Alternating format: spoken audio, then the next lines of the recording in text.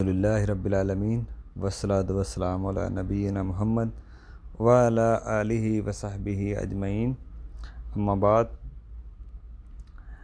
دیکھیں، وضو کو توڑنے والی چیزیں اور غسل کب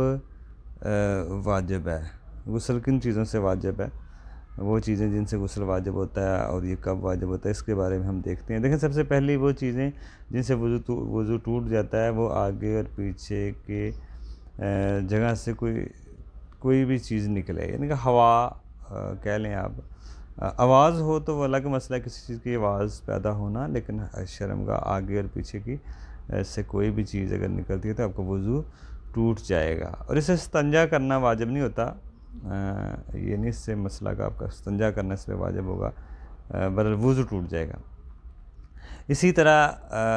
جو مسئلہ ہے شرمگاہ کا چھونا، اونٹ کا گوشت کھانا، اس میں بھی یہ بھی بہرحال ذکر کیا جاتا ہے، اونٹ کا اگر گوشت آپ نے کھایا وہ ٹوٹ جائے گا۔ اور گہری نیند آپ چلے جائیں، اسی طرح شرمگاہ کو چھونا، آگے کی ہو یا پیچھے کی ہو یا کسی کی ہو یا بچے کی ہو، اس میں بہرحال اہل علم کے بعد اختلاف بھی ہے۔ بعض کہتے ہیں شہوت کے ساتھ، عام حالات میں اگر کوئی بچے کی شرمگاہ کو ہاتھ لگ گیا یا اپنے کو ہاتھ لگ گیا شرمگاہ کو، کوئی مسئلہ نہیں ہے، لیکن شہوت کے ساتھ اگر لگتا ہے اپنے شرمگاہ کو تو پھر ٹوٹے گا۔ لیکن بچے کے بارے میں بھی اختلافی مسئلہ ہے، بعض کہتے ہیں کر لیا جائے، بعض کہتے ہیں نہیں، لیکن نہ بھی کریں تو کوئی اس میں حدیثیں بہرحال دونوں طرح کی ہیں، لیکن اس کا درمیانی رستہ یہی ہے کہ اگر کوئی بندہ اپنے شرمگاہ کو شہوت کے ساتھ لگتا ہے تو کر لے، اور اگر ویسے لگ رہا ہے تو کوئی مسئلہ نہیں ہے۔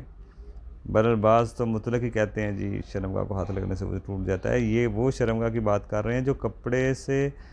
کپڑا نہیں ہے جس کے اوپر، اگر کپڑے کے ساتھ لگتا ہے تو پھر تو مسئلہ ہی نہیں ہے، لیکن کپڑا نہ ہو اور ہاتھ لگ جائے تو اس میں علماء کے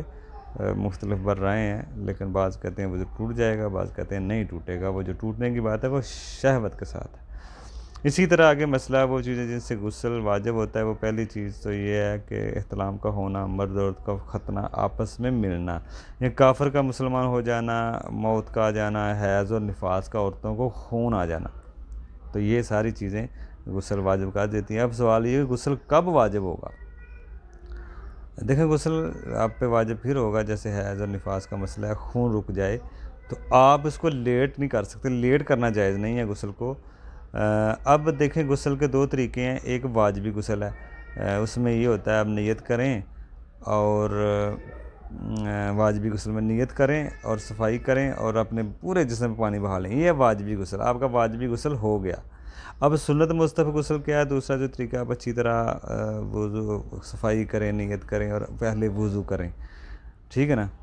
تو یہ ایک چیز ہے سنت کے مطابق، ہمیں سنت کے مطابق کرنا چاہیے، لیکن اگر کوئی جاہل ہے، لا علم ہے، وہ نیت کر کے جسم کی صفائی کر کے پورے جسم میں پانی بہا لے، مرد عورت، تو اس کا غسل واجبی غسل ہو چکا، لیکن سنت یہی ہے کہ پہلے اس سے وضو کر لے اچھی طرح، جو سنت طریقہ ہے۔ اسی طرح اگر غسل جنابت ہو تو عورتوں کو چوٹیاں بالوں کی کھولنے کی ضرورت نہیں ہے، صرف پانی کے ساتھ ڈال کر پانی حلال کر لیں، لیکن اگر غسل حیض ہو نفاس تو پھر چوٹیاں عورتیں بالوں کی اپنی کھول لیں، ٹھیک ہے نا؟ اسی طرح اگر حیض اور نفاس کا غسل ہے تو اس میں صابن کا، خوشبو کا، کریم کا استعمال کریں، لیکن اگر غسل جنابت ہی ہے تو صابن اس میں کوئی شرط نہیں ہے، لیکن حیض نفاس کا اگر غسل ہو تو پھر اس میں عورتیں چوٹیاں بھی کھول لیں بالوں کی اور خوشبو کا بھی استعمال بعد میں کر لیں۔ تو یہ مسئلے ہیں غسل کے بارے میں، اور وضو کو توڑنے والی چیزیں، اور غسل جنابت کا اور حیض نفاس کا غسل، یہ ساری چیزیں ہم نے بیان کی ہیں۔ السلام علیکم ورحمۃ اللہ۔